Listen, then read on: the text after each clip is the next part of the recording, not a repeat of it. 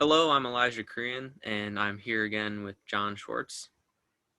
Hi, everybody.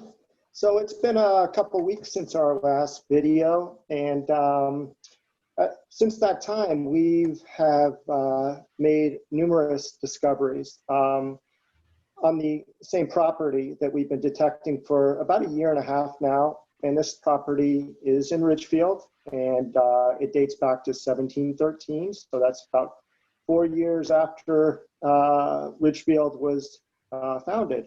So it's a very early property. So the last video, we highlighted a couple of items. Elijah focused on 3 coins that date back to the late 1600s, and they were all William III halfpennies. And we also talked about a Jew's harp, which was a common way of entertaining back in those days. So today we have a few more discoveries that we'd like to talk to you about, and we're kind of broadening our horizons a bit. But I just also want to put things in perspective, because we're not always finding these rare coins and remarkable finds and buckles and, King William III and King George I and the Second. There's a lot of other things we do find in the ground, and it's amazing. And I know you'll agree with me, Elijah, that over 300 plus years, so much gets lost and dropped in the ground, and we find so much iron. At least I find all the iron, I think, but we find lots of iron. I'll just even show you right here. I don't know if you can see. This is a big piece of iron that's probably farm related. We might even like find, here's your typical horseshoe. I never even knew what one of these was. This is an ox shoe. Ox have clove feet, so they actually wear 2 of those on one foot. And of course, the shotgun shell. So we find lots of those too. And I have to highlight this, Elijah. So this is a license plate, probably off of a Model T. And this wasn't actually found on the site we're detecting, but it was found on another site. So I'm just trying to put things in perspective, that we're not always finding these rare items, but we do find our share of decent discoveries. And with that, go ahead, Elijah. So I agree with what John said. We oftentimes don't always find great things, but what's special about this property is that it is untouched ground until we got there. So we've had quite a bit to work with, and a lot more than 90% of people would have. So we've been very lucky to find 300 years of our town's history. So true. And we were actually out there today, metal detecting the property. So we try to do it as much as we can. And during, I guess, the year and a half, Elijah's found over 30 coins. And these date anywhere from 1694 to, the late 1800s. He's found 5 shoe buckles, 13 or 14 buttons. So really great stuff. So with all that said, let's talk about the discoveries for today's video. Okay, so just going to pull up a slide and show you guys some interesting finds.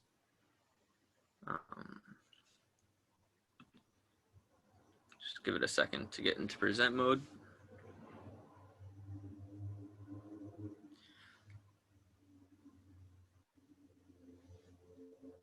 So to start, I'm going to be showing you guys a Colonial shoe buckle.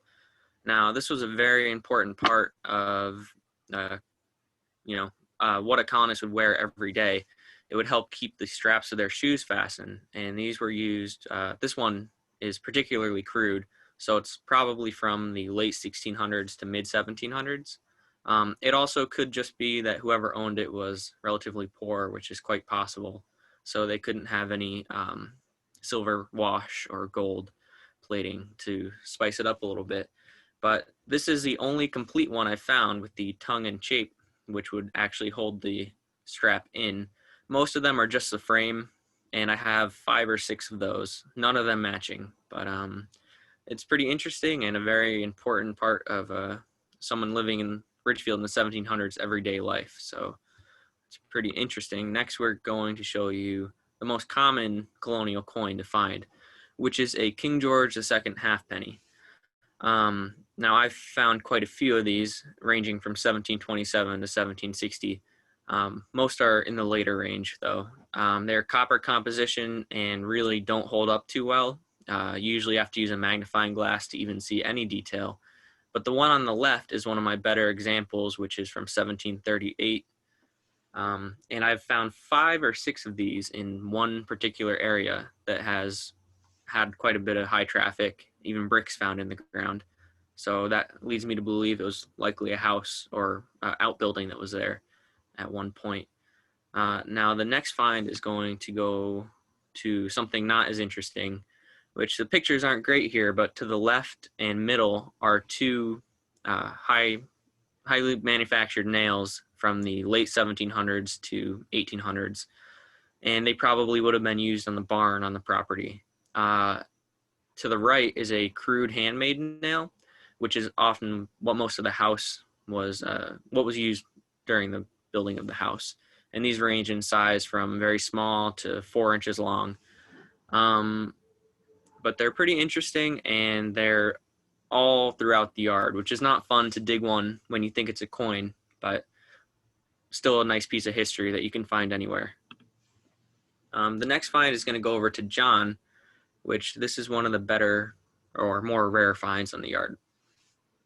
Okay, so I was thrilled to find this coin because it's a really early coin as far as our country is concerned, because we just started minting coins in 1793. Before that time, states had their own, what we call colonial coppers. And before that time, we were all using British coinage and Spanish coins and so forth. So there were other attempts to circulate coins made like in the Massachusetts Bay Colony and so forth. But this is the first time in our nation's history that we started minting our own coins on a mass scale. There's numerous varieties of this Liberty Cap large cent, and the beginning Liberty Cap large cents, some of them had flowing hair, and it was really considered a coin that the people wanted some more dignity to the Liberty coin. So they started putting the hair in ties and basically a cap. And that cap actually represents from a long time ago what a freed slave would wear. It would basically signify liberty. And that's from ancient times. So if you want to chime in at all, Elijah, I mean, I'm not by any means an expert on these coins. It is a very rare early American coin, less than 1 million made. And this is a late variant. Before this, a coin had almost double the amount of copper and had side lettering that said 100 for $1. But yeah, they're pretty rare, and even in this condition is worth upwards of $600 to $1,000. And in uncirculated condition, over $500,000 in some cases. Yeah, I've actually seen some. There's 1 or 2 coins that sold for over $1 million. Obviously, this is not one of them. We probably wouldn't be in this video presentation if it was over $1 million. But I'm only kidding, of course. So, Elijah, I think that's probably all I have to say about this coin. I just hope to find more. It's pretty great. I think we'll go on to the next find, which this isn't one particular find, but this is the past week, which has been a very productive week, to say the least. Up at the top left, you'll see 2 draped bust large cents, which are the coins that came right after the Liberty Cap large cent. No non-dug example here, but you can look them up, and they're pretty nice coins. The cut coin is a cut William III halfpenny, which is from the late 1600s to 1702. To the right at the top is a state copper from New Jersey, which is actually pretty interesting to find in Connecticut. Between 1776 and 1788, the states made their individual coins. So pretty interesting. At the bottom right is another William III, and to the left at the bottom is my oldest coin, which when I found it, it had no detail on it. I chucked it in my pocket thinking it was a piece of junk. And then when I scrubbed the heck out of it with a brass brush, William and Mary's portrait popped through. You can see the hair tie on the back. And this coin is from 1694, and it is the only year that it was produced. So it is extremely rare and special to find. Not much detail, but pretty interesting. And on the rear, you can actually see where someone counterstruck some what looks like numbers to me on the back. So has its own story and is pretty interesting. That's awesome. I love the fact that people would cut coins in half and quarters and eighths to make change. So definitely don't see that today. Yeah, especially when you're taking a half penny and cutting it in half, definitely shows how much inflation there's been. Make a farthing out of it. But anyways, we hope that you guys enjoyed this week's video, and next week we plan on showing you some artifacts that were potentially in the Battle of Ridgefield himself, both on the British side and the Patriot side. So it's pretty interesting, and we look forward to showing it to you. Once again, we'd like to thank the Historical Society for giving us the opportunity to make this video, and we hope that you enjoyed seeing everything we found. Thanks, everybody.